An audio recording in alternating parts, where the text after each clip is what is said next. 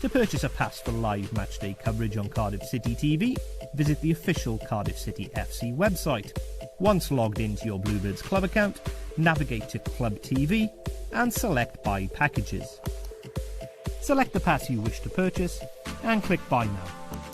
Next, fill in your payment details and click Submit Payment. Once your purchase has been successful, you will see this message. You can also check your purchase by clicking the Manage Your Subscriptions button. You now have instant access to live matchday coverage. Visit Club TV and select Live. More's free in the box, 1-0! Live streams begin 1 hour before kickoff, and recommended desktop browsers are Mozilla Firefox and Google Chrome.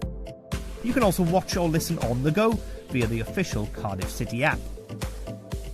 For technical support, email Cardiff TV support at streamamg.com.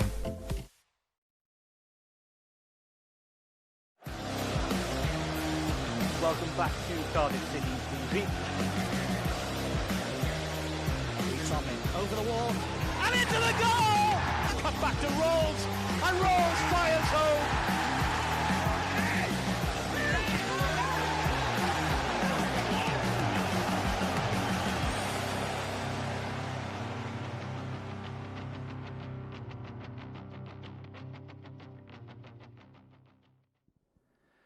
Christmas has not been kind to Cardiff City thus far, or my hair.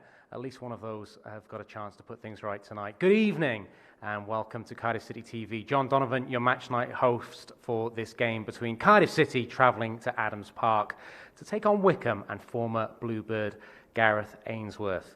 Well, Ashley James, my colleague, has a well-deserved night off tonight, so Mark Denham is in situ as normal for commentary, and I'm delighted to say he is joined by Bluebirds legend Jason Perry. I can't be the only one who had that picture of Jason scoring a diving header against Shrewsbury in front of a crowded Bob Bank on my wall as a child. But for the Bluebirds themselves, well, they've got to get back to business tonight, and they've got to get back to winning ways. A chance tonight against Wycombe, and a chance tonight against Rotherham. On the weekend against Rotherham, to put 2 wins together on the back of 2 straight defeats. And in terms of travelling to Adams Park tonight to take on Wycombe, they know they will take on a plucky side, a spirited side, a physical side, but a side that hasn't won in 11 games and sits rock bottom of the championship table. So it really is a must-win for Cardiff City tonight, coming off the back of that Boxing Day encounter against Brentford. Really a tale of 2 halves against Brentford, which I'll be discussing with Ashley James in a few moments. A good first half from the Bluebirds, stymieing the visitors really, and going in front through that world-class Will Vaulks goal. But then after the break, when Brentford upped the pace, the Bluebirds couldn't really live with them, and they went home to West London with 3 points, did the Bees. So for the Bluebirds tonight, well, they do show one change from that Boxing Day game, and it looks like they will go back to a 4-4-2 formation. Mark Harris is coming in for Junior Hoylett. So the starting 11 will be Alex Smithies in goal, Leandro Bacuna at right back, and Joe Bennett at left back. The central defensive pairing that we've come to know and expect, Sean Morrison and Curtis Nelson.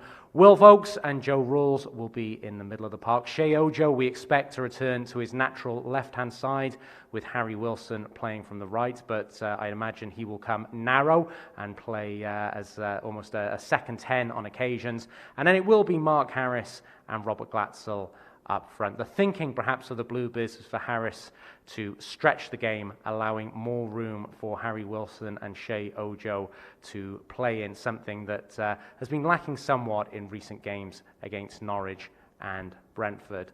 For Wycombe, well, they're showing 3 changes, and we'll run you through those shortly.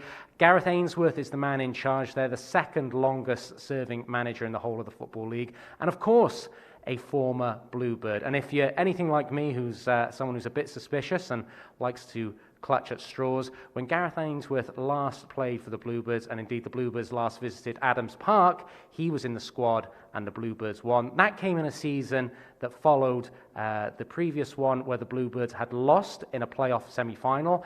The 2002-2003 season, which Gareth Ainsworth played in for the Bluebirds, well, it was an up-and-down affair, a lack of consistency from the Bluebirds, indeed a manager in Lenny Lawrence that was under pressure on occasions, but eventually the Bluebirds did gain the last playoff playoff spot after drawing against Crewe Alexandra away on the final day of the season. And of course, they went on to beat Bristol City in the playoff semi-finals and QPR in the playoff final to achieve promotion. Could history repeat itself? Well, certainly for Neil Harris, he doesn't want history to repeat itself from Boxing Day. A good 50 minutes followed by a spell of dominance from the team Brentford that went away with all 3 points. He needs a consistent 90-minute performance tonight from his Bluebirds. He spoke to the press after the game against Brentford, talking about what he expected from tonight's encounter against Wycombe Wanderers. No complaints. We lost at Norwich to a far superior team, who I think is superior to anybody in the league. Today, we threw 3 goals in. That's the bottom line of it. We scored 2 goals. We threw 3 in. But we have to, you're right, we have to respond on Tuesday. We want to build momentum. We want to build some consistency. And other than winning 4 games in 5, we haven't had any consistency all season. We have to address that quickly. There's not a lot you can coach the players about 3 individual errors. Leading goals. Sometimes you just take them on the chin and go 3 in 1 games. It can happen again. I certainly hope not. Yeah, we move on to Wycombe. The players have held a hand up, responsible for goals, but we do it as a team, not as individuals. And we have to move on quickly, and we'll move on quickly. And that response becomes at Wycombe on Tuesday.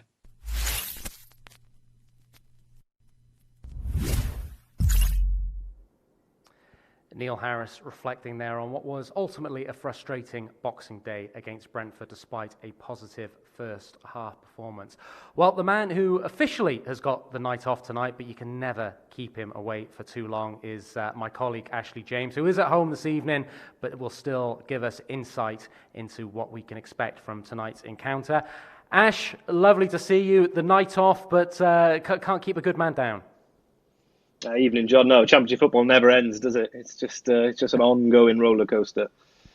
I just wanted to, I suppose, without wishing to pile the pressure on you, on Cardiff City, on Neil Harris, after what has happened in the last 2 games, with Wycombe Wanderers tonight, Rotherham on the weekend, 2 immensely winnable games, really has to be 6 points, doesn't it?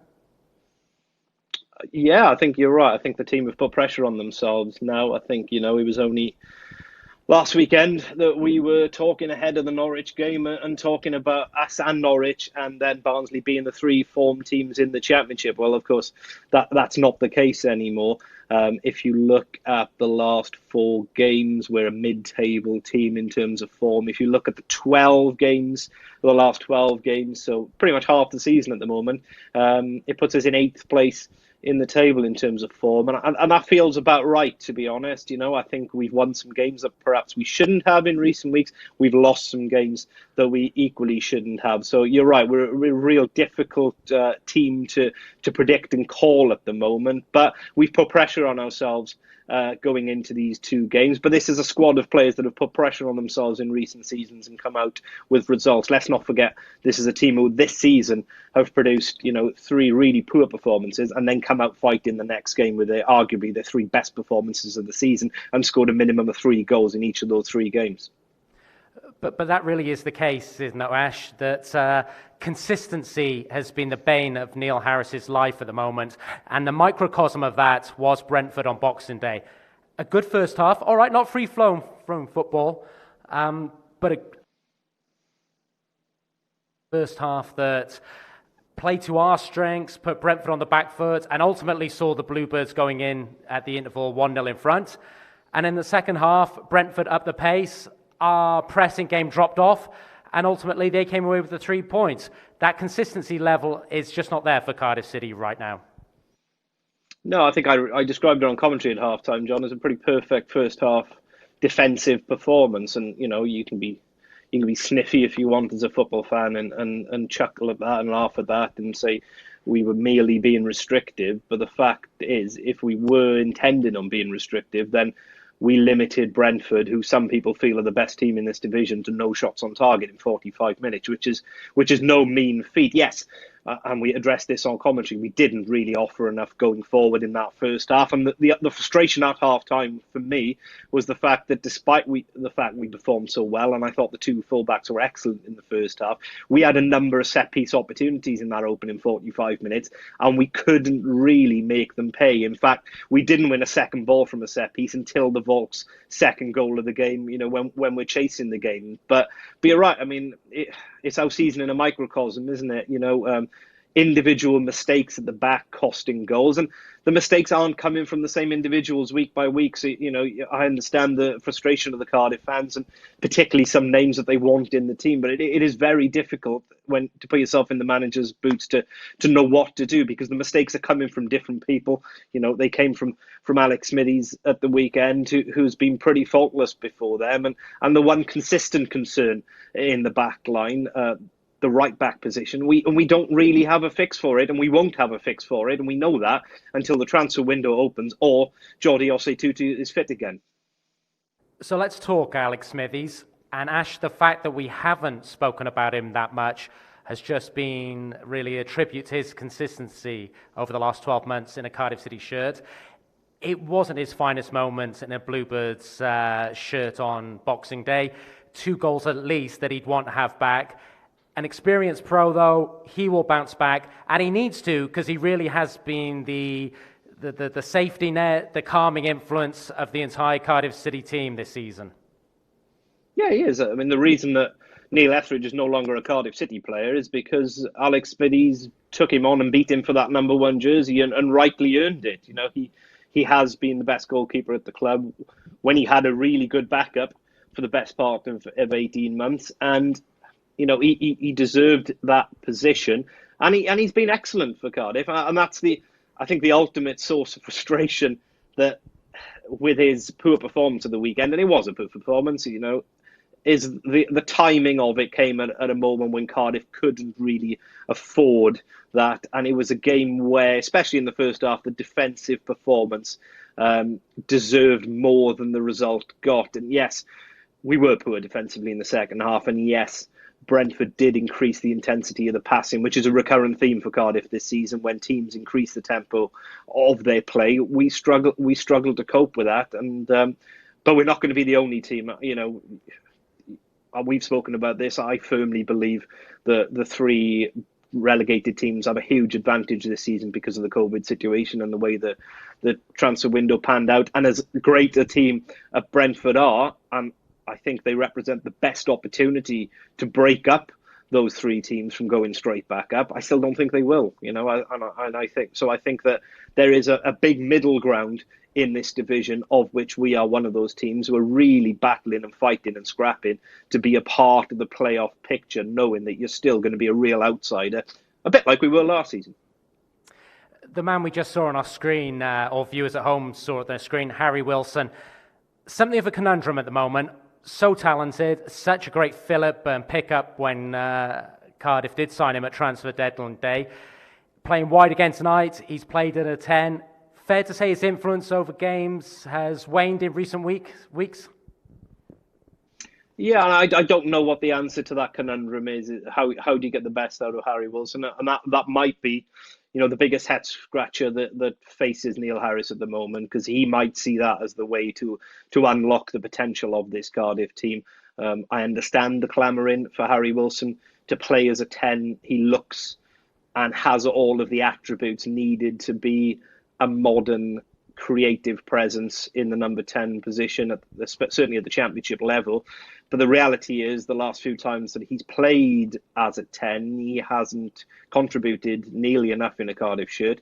And then conversely, he has contributed, certainly statistics, when he's played off the right-hand side. Now, we know a lot of those come from set pieces and his ability from dead play. But if you speak to fans of Derby and Bournemouth, then this is the player that we've got. He's a player that plays in moments, and he's still a young player learning his trade. So perhaps that's not what's just missing this season. That's what's missing from Harry Wilson, the footballer at the moment, is that consistency and that belief, perhaps, to go out and dominate games from an attacking midfield position in the Championship. Just very, very an episode of Breaking Bad to get to. It's not going to be glamorous tonight, is it? It's going to be a physical battle. Set piece is key. Any win tonight is just a good win. No, absolutely. They dominated League One in terms of set pieces last year, Wycombe, and that will be the case this evening. They're a team that are struggling to score goals themselves and struggling to keep goals out, quite frankly. They remind me an awful lot of Cardiff under Warnock in the Premier League season. A team short of quality at that level, but also a team really, and in the core of the team, the spine of the team, really short of experience.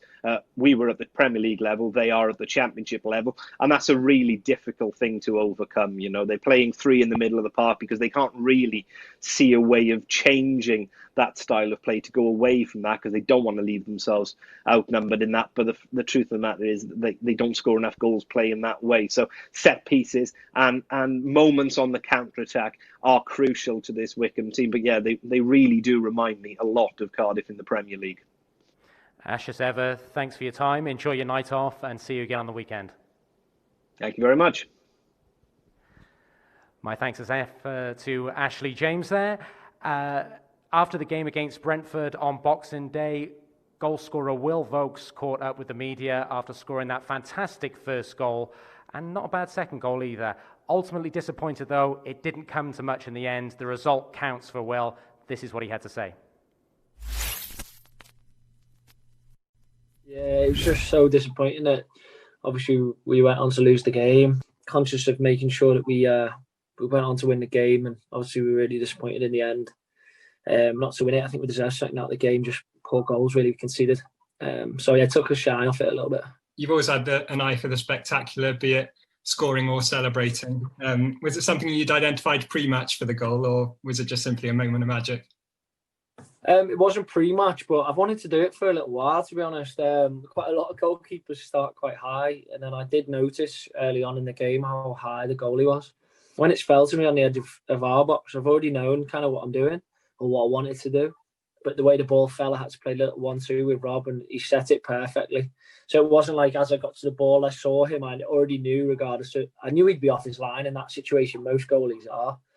But it helped having only like a minute or so left from half time. 0-0 is not a bad way to take it in. It was kind of like shackles are off, like give it a go. If it doesn't go in, doesn't matter. And obviously it was a long wait while it was in the air, but it was nice to see it in the net. Yeah, you're not the first City player to score from your own half at Cardiff City Stadium. I'm not sure if you've seen Mark Hudson's, but that's still replayed on social media all the time. So it's nice to have that ahead of you. Yeah, I've heard about that goal too far. I haven't actually seen the goal. It's just such a shame that, like I say, that we didn't win the game, because it's hard to kind of enjoy it when you don't win the game. Because at the end of the day, like, it doesn't really mean much in the end. But I'm aware, obviously, that it was a good goal. Well, moving on from the goal anyway, it's been a very different Christmas and festive period this year, but you did manage to spread some festive cheer with our 12 Days of Christmas countdown. Must be nice for the boys to get in touch with some fans and spread some cheer when it was needed. Yeah, it is. We all know this Christmas has not been the same for anyone, ourselves included. And yeah, I spoke to a young lad who'd done some brilliant fundraising, and it was nice to see a smile on his face. And he was a little bit shy to speak to me, but yeah, it was nice. I think the more of that stuff we can do at this time, the better. It's our responsibility, especially with young people, I think, to try and engage with them because they can't come to the games anymore. So yeah, it was nice. On the pitch, of course, we had 5 wins out of 6 before facing 2 tough opponents in Brentford and Norwich. We'll be looking to bounce back from that, and bouncing back is something that this team has done well this season. Yeah, the Norwich game, I don't think we have any complaints. We got outplayed on the day and we deserved to lose the game. I think Brentford, maybe not so much. I think a draw probably would have been fair looking at the game. But we can't do anything about that now. It's something that we have to, like you say, bounce back. We wanted to bounce back massively against Norwich. Don't want to ever lose 2 in a row. You want to try and bounce back as soon as. It's a good kind of mindset to have. So going to Wycombe, tough game. We've got some talented players as well in the work rates, right up there. So we need to match them and then let our quality shine through. But we have to win a battle, and we want to win all 3 points, take them back. Yeah, and lastly, mate, like you said, it's our last game of 20 to Wycombe, and they're a team who are at the foot of the table, but they have been really battling and pushing teams close. Yeah, I remember watching them play against Watford. We were at an overnight stay again, and they had Watford on the telly, and they should have won the game, to be fair. I think they drew in the end, but they battered Watford. And I know, playing for Rotherham before I came here, a team that fighting down the bottom, that no team is a pushover or rollover for you. You will have to fight for everything on the pitch. They won't make it easy.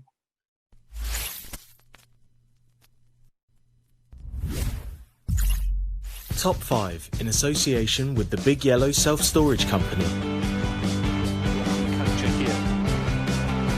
Tomlin, delicate, into the back of the net, perfectly positioned, just clipped beyond the outstretched dive of Sam Johnson, and Cardiff are back ahead. Well, I asked how Cardiff were going to wrestle control back in this game. The answer, the magic of Lee Tomlin. You're absolutely right, Ash. The team worked to get that free kick from the earlier press, but when the moment comes, you need someone with a little bit of magic in their boots. 6 away, given away cheaply by Leeds. Mendes-Lamb finds Glatzel, Endelia takes a strike, and he scores! What a brilliant goal from Robert Glatzel! That is superb from the German. City 2 to the good, and out of nothing, with his first effort on goal, Robert Glatzel doubles City's lead. Goals again. Pack. Rojo. Square to Vaulks. Now Wilson, a little bit of space for Harry Wilson. Yes. Strikes a goal! Oh, what a goal! It's 3, and it's Harry Wilson. Get him off. That is superb. Nothing less than what he deserves. That is the class he possesses. We talked earlier in the game about him being able to find pockets and find space.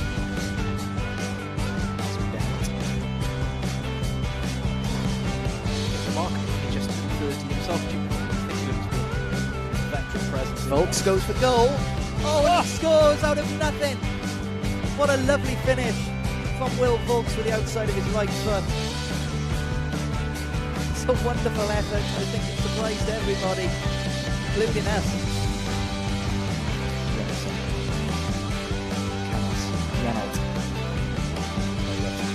Well, again, Glatzel 1-2 with Vaulks. And Vaulks goes for goal. What an effort! What a goal! Will Vaulks! He got goal of the season last year. He may well just have got the gong for this year too. I think you've been watching clips of Aaron Gunnison over Christmas. A spectacular distant goal, echoing what the former Cardiff City player achieved in midweek, playing in the Middle East. It's a wonderful spot from Rolls. Great defensive work initially to break down the move. And then a lovely 1-2 between Vaulks and Glatzel. And I must admit, I thought Vaulks was looking cross-field. He knew it was in. And he knew it was there. To purchase a pass for live matchday coverage on Cardiff City TV, visit the official Cardiff City FC website. Once logged into your Bluebirds club account, navigate to Club TV and select Buy Packages. Select the pass you wish to purchase and click Buy Now. Next, fill in your payment details and click Submit Payment. Once your purchase has been successful, you will see this message.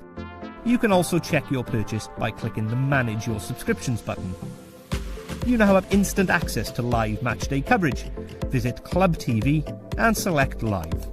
Moore's free in the box, 1-0! Live streams begin 1 hour before kickoff, and recommended desktop browsers are Mozilla Firefox and Google Chrome.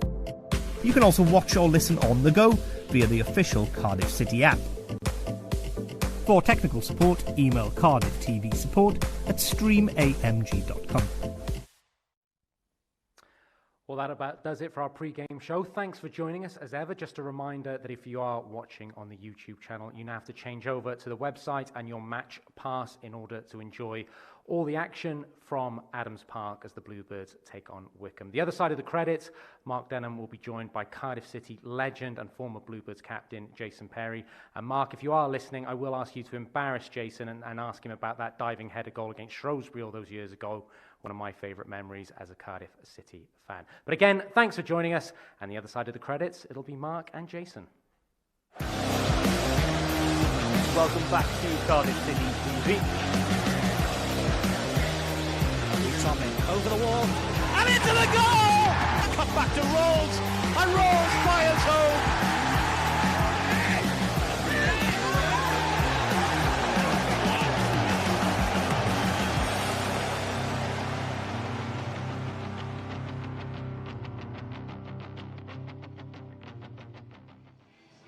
Well, good evening and welcome to Matchday Live here at Adams Park, the home of Wycombe Wanderers FC. Well, it's a little too late to wish you a Merry Christmas and too early to say Happy New Year, but I am pleased to say that this evening we are joined by former Bluebirds captain Jason Perry, almost 300 appearances over a 10-year spell in the 80s and 90s. Welcome, Jace. Thank you for joining us. Thank you for inviting me, Mark. Looking forward to it. Quite a test tonight, isn't it? I mean, on paper, which you can never judge championship fixtures, of course, Cardiff City pushing towards that top 6 position, but Wycombe Wanderers, they're slightly overachieving, aren't they? They're on track for where they want to be, and ultimately for Wycombe, that's staying in this division. Yeah, I mean, the target for Gareth Ainsworth, who I know quite well, is simply to keep Wycombe in the championship, whereas Cardiff City are looking to get into the playoffs. As it is now, possibly we're looking to get automatic, but certainly the playoffs is where they want to be. But Gareth Ainsworth will be saying to his players, look, we're not too far away from the target, and if Wycombe are to achieve what they've set out to do, stay in the championship, they will need to beat Cardiff City. Whereas we know for ourselves, for Cardiff, you have to be ruthless. You have to look at the fact that Wycombe are at the bottom.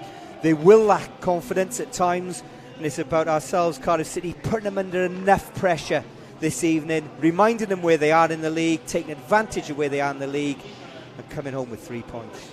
The two sides take into the field. I must take the opportunity to follow up John's question there and mention that goal against Shrewsbury.